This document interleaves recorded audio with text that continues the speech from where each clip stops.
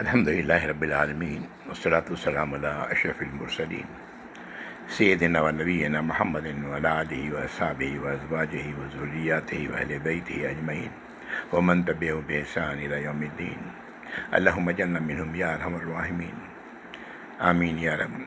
اعوذ باللہ من الشیطان الرجیم، رب اشرح لی صدری ویسر لی امری واحلل عقدۃ من لسانی یفقہوا قولی۔ اللہم اجعل ھذا لوجہک الکریم لا ریاء فیہ ولا سمعہ یا رب العالمین۔ ربنا تقبل منا انک انت السمیع العلیم وتب علینا انک انت التواب الرحیم، آمین یا رب۔ السلام علیکم ورحمۃ اللہ وبرکاتہ۔ انشاءاللہ آج کی اس گفتگو کا پس منظر اور مضمون وہی ہوگا جو پچھلی نشست کا تھا، امر بالمعروف و نہی عن المنکر۔ اس کا پارٹ 2 سمجھ لیں۔ یہ اللہ تعالیٰ نے ذمہ داری تو دے دی ہے سب کو، پر لیکن یہ کام آسان نہیں۔ اس کام کو کرنے کے لیے ایک تو سب سے بڑی چیز جو چاہیے وہ ہے حکمت۔ اللہ رب العزت نے خود اس بات کی طرف نشاندہی کی ہے۔ دوسری چیز یہ کہ اپنے آپ کو اسی جماعت کا حصہ بتانا ہے، کوئی الگ شخصیت نہیں جس میں امر بالمعروف و نہی عن المنکر کا کام کیا جا رہا ہے۔ اور تیسری چیز، یہ بہت صبر کا کام ہے۔ انشاءاللہ ان تینوں باتوں کو ہم لوگ ایک ایک کر کے ان پر گفتگو کریں گے۔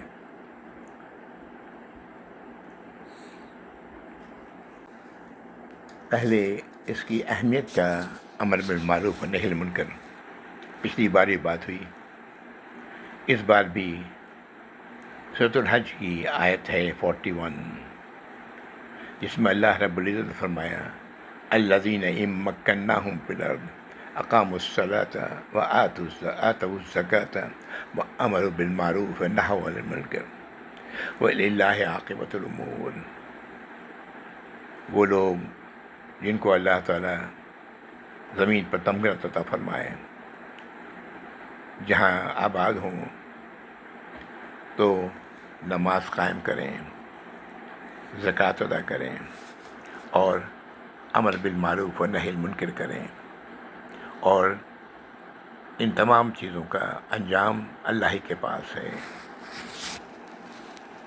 یہ کتنی اہمیت ہے اس کی، یعنی اس کا مطلب یہ ہے کہ ایک مسلم معاشرہ جہاں بھی اس کو ٹھکانہ ملے، وہ یہ کام نماز، زکوٰۃ اور امر بالمعروف و نہی عن المنکر، اور معاملات سب کا انجام اللہ ہی کے ہاتھ میں ہے۔ پچھلی نشست میں اس آیت کی طرف توجہ دلایا تھا میں نے، سورہ آل عمران کی آیت نمبر 110،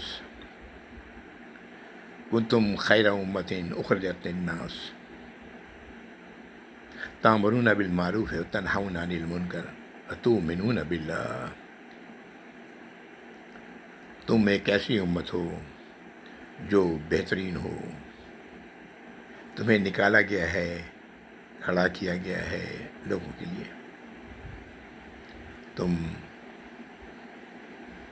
امر بالمعروف، لوگوں کو حکم دیتے ہو معروف کا، اور لوگوں اس کو روکتے ہو منکر سے، اور اللہ کو تسلیم کرتے ہو،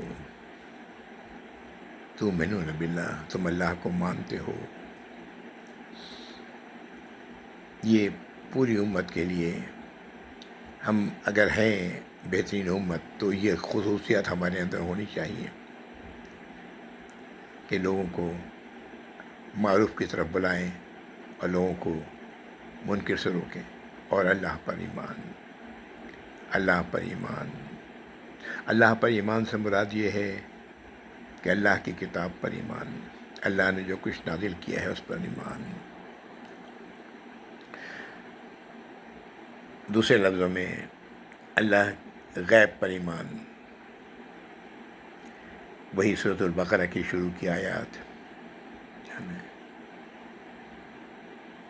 جس پر توجہ بار بار ہم لوگ کرتے رہے ہیں، ہے نا۔ ذالک الکتاب لا ریب فیہ ھدی للمتقین، ہدایت ہے متقیوں کے لیے۔ وہ کون ہیں؟ الذین یؤمنون بالغیب ویقیمون الصلاۃ ومما رزقناہم ینفقون والذین یؤمنون بما انزل الیک وما انزل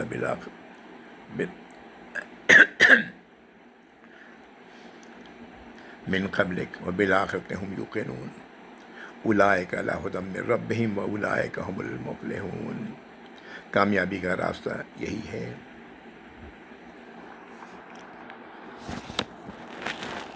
یہ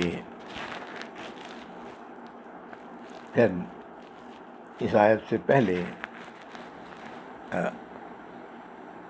آیت نمبر 104 میں آل عمران میں اللہ تعالیٰ نے فرمایا بل تکن منکم امۃ یدعون الی الخیر ویأمرون بالمعروف وینہون عن المنکر واولئک ھم المفلحون۔ تم میں ہو ایسے لوگ، ایک امت، ایسا گروہ جو لوگوں کو بلائے خیر کی طرف، حکم دے بھلائی کا اور روکے برائی سے، اور پھر یہی لوگ ہوں گے جو راہ پانے والے ہیں۔ یہاں پر اللہ تعالیٰ نے ایک استثنائی کیفیت بیان کی ہے، وہ یہ کہ سب لوگوں کے بجائے کچھ لوگ یہ کام کریں، ہے نا، لوگوں کو خیر کی طرف بلائیں، کچھ لوگ یہ کام کریں۔ تو ایسی حالت میں یہ امت کی طرف سے یہ کام ہوگا اور یہ امت فلاح پائے گی، جس کو اللہ نے لوگوں کے لیے نکالا ہے۔ یہ ہے وہ بات جس کی طرف میں نے پہلے اشارہ کیا کہ یہ کام آسان نہیں ہے، اور سب کے کرنے کی تو ذمہ داری ہے، لیکن خاص طور پر کچھ ایسے لوگ ہوں جو یہ کام کریں۔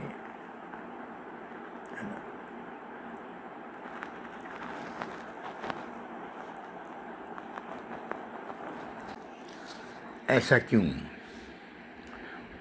اس کی وجہ یہ ہے کہ کئی بار لوگوں کو خیر کی طرف بلاتے ہوئے یا معروف کا حکم دیتے ہوئے یا منکر سے روکتے ہوئے جب آپ کرتے ہیں ایسا، تو اس کے اثرات بالکل الٹ ہوتے ہیں۔ اگلا بات کو قبول کرنے کے بجائے وہ اور ضد اور ہٹ دھرمی پر اتر آتا ہے، اور اس کے لیے اللہ تعالیٰ نے ہماری رہنمائی فرمائی۔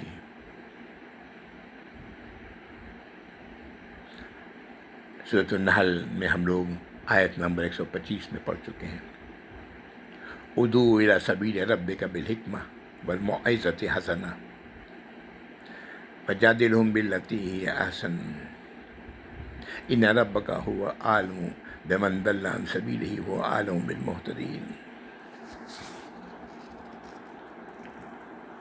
بلاؤ لوگوں کو اپنے رب کے راستے کی طرف حکمت کے ساتھ، موعظہ، ایسی باتوں کے ساتھ جو دل کو نرم کرے اور وہ اچھی ہو، موعظۃ الحسنہ، دل کو نرم کرنے والی اچھی باتیں۔ اور اگر بحث کا معاملہ ہو تو جادلہم باللتی ہی احسن، تو ان سے بحث کرو، جدال کرو اس طرح جیسے کہ بہت ہی اچھا ہو، طریقہ ہو۔ بے شک تمہارے رب کو تو معلوم ہے، خوب معلوم ہے کہ کون ہے جو بھٹکا ہوا ہے اس کے راستے سے، اور کون ہے جو ہدایت یافتہ ہے۔ یہ کام بڑی حکمت سے کرنا ہے، اس انداز میں کرنا ہے کہ اگلے کا دل نرم ہو، اور اگر بحث کی نوبت آ جائے، جدال کی نوبت آ جائے، تو وہ بھی بہت اچھی طریقے سے کیا جائے.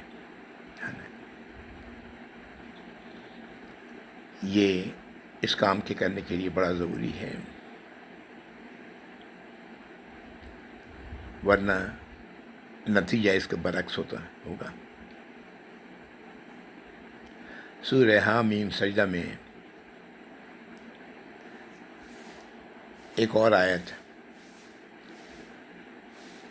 وَمَنْ أَحْسَنَ قَوْلًا مِّمَّنْ دَعَا إِلَى اللَّهِ، اور اس سے بہتر بات کس کی ہوگی جو لوگوں کو اللہ کی طرف بلائے.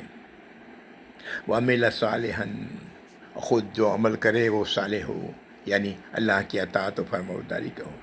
وَقَالَ إِنَّنِي مِنَ الْمُسْلِمِينَ، اور اس نے یہ کہے کہ بے شک میں مسلمانوں میں سے ہوں، فرما برداروں میں سے ہوں. آیت نمبر 33 ہے حامیم سجدہ یا سورہ فصلت کی، کہ وہ اپنے آپ کو کوئی الگ شے نہیں بلکہ اسی امت کا ایک حصہ بتاتا ہے.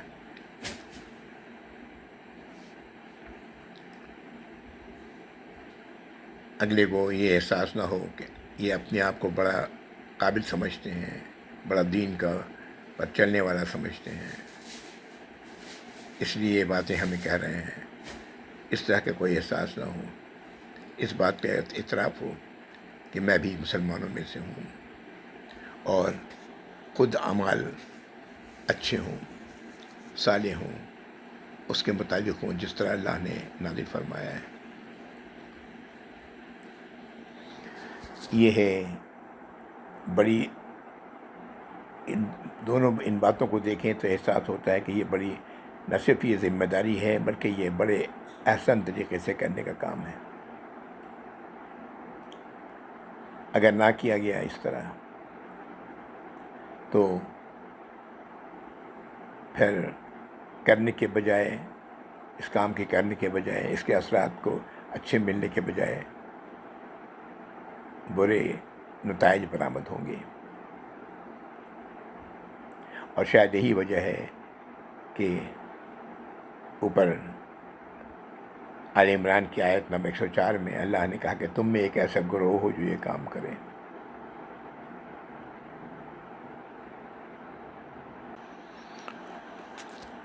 ایسے لوگ جو قرآنی علم صرف سنی سنائی باتوں پر بس وہی وہ جانتے ہیں، ایسے لوگ بھی مجھے مل چکے ہیں جو ایک بار انہوں نے اس طرح فرمایا تھا مجھ سے کہ آپ کیا بار بار قرآن کی باتیں کرتے ہیں، قرآن میں کیا ہے نماز اور روزے کی باتیں، جبکہ قرآن میں کیا ہے ہم لوگ پڑھ چکے ہیں، ہمیں بتانے کی ضرورت نہیں. اسی طرح اس طرح کی بات کرنے والے بھی لوگ ہیں کہ یہ عرب اتنے برے ہیں، اسی لیے اللہ تعالیٰ نے تمام انبیاء اور رسول انہی کے پاس بھیجے ہیں. یہی بات غلط ہے. اللہ تعالیٰ نے ہر قوم میں رہنمائی فرمانے والا بھیجا ہے، ہر بڑی آبادی میں اللہ کے نبی اور رسول آئے ہیں. یہ باتیں ہم لوگ جانتے ہیں اس لیے کہ ہم لوگوں نے قرآن پڑھی ہے. قرآن میں جن انبیاء اور رسولوں کا ذکر ہے یہ سب کے سب اس علاقے سے تعلق رکھتے ہیں جس علاقے میں یہ قرآن نازل ہوا ہے، یعنی جزیرہ نما عرب. اور انبیاء اور رسولوں کا نام جو قرآن میں جن کا ذکر ہے تفصیل کے ساتھ، یہ سب کا تعلق اسی علاقے سے رہا ہے.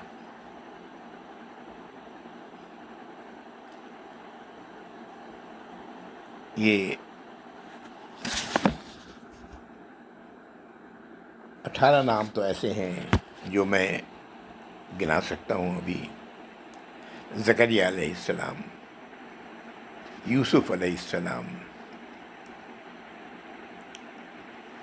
یحییٰ علیہ السلام، ادریس علیہ السلام، اسماعیل علیہ السلام، داؤد علیہ السلام، سلیمان علیہ السلام، ایوب علیہ السلام، الیاس علیہ السلام، یونس علیہ السلام، شعیب علیہ السلام، لوط علیہ السلام، ہود علیہ السلام، صالح علیہ السلام، نوح علیہ السلام، موسیٰ علیہ السلام، ابراہیم علیہ السلام، عیسیٰ علیہ السلام. ان کے واقعات بار بار قرآن میں ہیں، ان سب کے واقعات. کبھی میں نے اس موضوع پر کبھی شاید بات بھی کی ہو، نہیں تو پھر کبھی بات کروں گا کہ کہاں کتنی آیات ان کے متعلق ان انبیاء اور رسولوں کے بارے میں آئی ہیں. یہ سب کے سب جب ان قوموں پر عذاب آیا اللہ کا، تو اللہ نے ایمان والوں کو بچا لیا اور اپنے رسولوں کو انہیں بچایا. یہ لوگ کہاں گئے؟ یہ لوگ اسی علاقے میں ایک جگہ سے دوسری جگہ چلے گئے، اسی جزیرہ نما عرب میں. تو ان کی باقی بچی ہوئے جو لوگ تھے وہ اسی جزیرہ نما عرب میں تھے. آج کی طرح نقل و حرکت اس طرح نہیں ہوتی تھی اس زمانے میں کہ لوگ کہاں سے کہاں چلے جاتے ہیں. ہاں، نقل و حرکت بہت کم تھی. تو یہ سارے واقعات جو اللہ نے انبیاء اور رسولوں کے حوالے سے بیان کیے ہیں قرآن کے اندر، ان میں ایسے لوگ تھے جو ان لوگوں کی نسلوں میں سے تھے جہاں عذاب آیا اور پھر وہ لوگ وہاں سے نکل کے ایک جگہ سے دوسری جگہ منتشر ہو گئے.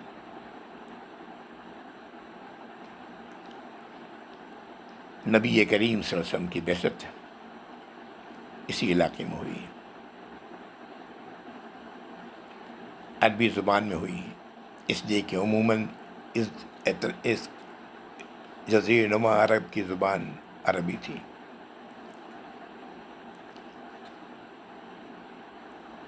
نبی کریم صلی اللہ علیہ وسلم نے 13 سال مکے میں لوگوں کو خیر کی طرف بلایا، امر بالمعروف نہی عن المنکر. آپ کا پیغام سیدھا سادہ تھا، اللہ کو تو تم لوگ مانتے ہو، اے لوگو اللہ کو اکیلا الہ مانو. تم نے جو بہت سارے الہ بنائے ہوئے ہیں یہ درست نہیں، اللہ اکیلے الہ ہے. میں اللہ کا رسول ہوں، دوسری بات. اور تیسری بات، ہم سب نے لوٹ کر اللہ ہی کے پاس جانا ہے اور اللہ اس کے دوبارہ ہمیں زندہ کریں گے اور ہم سے ہمارے کیے گئے جو کچھ ہم دنیا میں کر کے گئے ہیں اس کا سوال کریں گے. لیکن 13 سال کی محنت کے بعد کہا جاتا ہے کہ مشکل سے 100 یا 150 لوگ تھے جو ایمان لائے آپ پر، جنہوں نے ایمان کا اعتراف کیا. یہ 13 سال کی محنت، غور کریں کتنا صبر کا کام تھا. پھر یہی نہیں، جب آپ صلی اللہ علیہ وسلم مدینہ ہجرت کر کے گئے ہیں تو یہاں تو مکے میں صرف مکے والے تھے جو آپ کے دشمن ہوئے. وہاں مدینے میں ایک طرف تو یہود تھے، نصارہ تھے،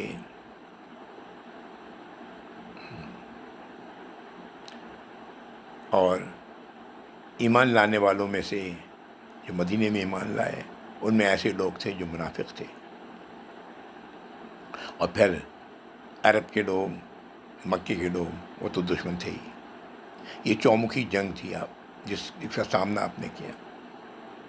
10 سال وہاں بھی لگے، پھر کہیں جا کر کے آپ کی ایک مسلم معاشرہ وجود میں آیا. نوح علیہ السلام 950 سال اپنی قوم میں کو اللہ کی طرف بلاتے رہے. 950 سال سورۃ عنکبوت میں ہم لوگ پڑھ چکے ہیں. یہ موسیٰ علیہ السلام پتہ نہیں کتنے سال مصر میں رہے. نبوت کے مل جانے کے بعد سورۃ الاعراف میں آیات ہیں جس سے پتہ لگتا ہے کہ سالہ سال آپ رہے ہیں وہاں. آپ جب آئے تھے صلی اللہ علیہ وسلم علیہ السلام تو آپ کا پیغام یہ تھا کہ بنی اسرائیل کو میرے حوالے کر دو، لیکن نہیں کیا ہے فرعون نے. اور پھر سالہ سال تک آپ ان کے درمیان رہے. کتنا عرصہ رہے، حقیقت یہ ہے کہ یہ ہمیں معلوم نہیں ہوتا قرآن سے، لیکن سالہ سال کا تو ذکر ہے قرآن میں سورۃ الاعراف میں. دوسرے جتنے اور انبیاء اور رسول جو گزرے ہیں جن کا نام میں نے ابھی لیا، انہوں نے کتنے عرصے تک لوگوں کو بلایا، اور پھر جو لوگ ایمان لائے وہ کتنے تھوڑے. نوح علیہ السلام کے پر جو ایمان لانے والے ایک کشتی میں آ گئے، کتنے تھوڑے لوگ تھے جو ایمان لائے. یہ کس حد تک یہ کام صبر چاہتا ہے اس سے اندازہ ہوتا ہے. اللہ تعالیٰ عذاب فوراً نازل نہیں کرتے، ایک وقت متعین اللہ نے رکھا ہے، اور وہ وقت کیا ہے اللہ بہتر جانتے ہیں، اللہ ہی کے پاس اس کا علم ہے. آج ہم لوگ جس طرح اللہ کی نافرمانیاں کر رہے ہیں، پتہ نہیں یہ وقت اللہ نے کون سا رکھا ہے، کتنا رکھا ہے،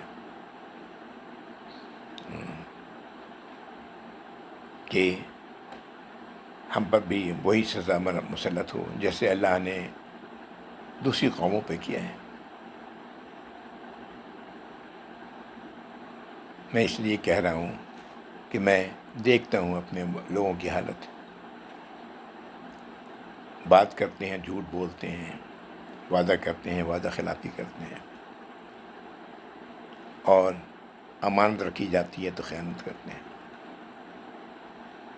اور اپنی حالت کو درست کرنے کی کوشش کوئی نہیں کرتے.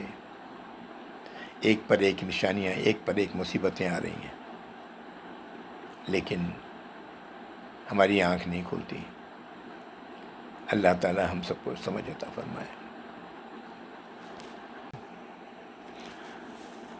ان سب باتوں سے پتہ لگتا ہے کہ امر بالمعروف اور نہی عن المنکر کے لیے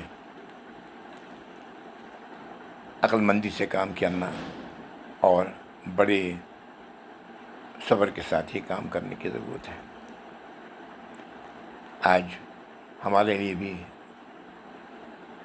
ایسا ہی ہے، آج ہمارے لیے بھی ایسا ہی ہے. ہمیں بھی یہ کام اسی طرح کرنا ہے، بڑے صبر سے کام لینا ہے، اور اس کام کے کرتے ہوئے اپنے آپ کو اللہ کا اطاعت گزار و فرمانبردار بنا کے رکھنا ہے، عمل صالح کرنا ہے، اپنے آپ کو مسلمانوں کی جماعت کا ایک حصہ کرنا ہے، بنا کے ظاہر کرنا ہے، نہ کہ ایک الگ جماعت. لوگوں کو اللہ کی طرف بلانا ہے، لوگوں کو کسی جماعت کی طرف نہیں بلانا، اللہ کی طرف بلانا ہے. جو اللہ نے جن باتوں کا حکم دیا ہے کرنے کا وہ لوگوں کو بتانا ہے، جن باتوں سے روکا ہے ان سے لوگوں کو روکنا ہے. یہ سب کچھ اگر ہم کریں گے اسی طرح جس طرح ابھی ہم نے دیکھا ان آیات سے، جو ابھی قرآنی آیات، اگر ہم نے اس کے مطابق یہ کام کیا تو اس کے نتائج یقیناً برآمد ہوں گے.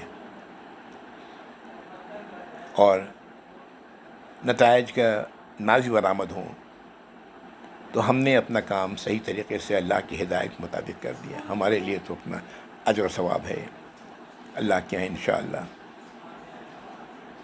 اگر دوسرے نے اگلے نے مانا تو وہ بھی اس ثواب کا حقدار ہوگا، نہیں مانا تو وہ اپنے عمل کا ذمہ دار ہوگا۔ نتیجہ کاموں کا اللہ ہی کے ہاتھ میں ہے۔ وَلِلَّهِ عَاقِبَةُ الْأُمُورِ،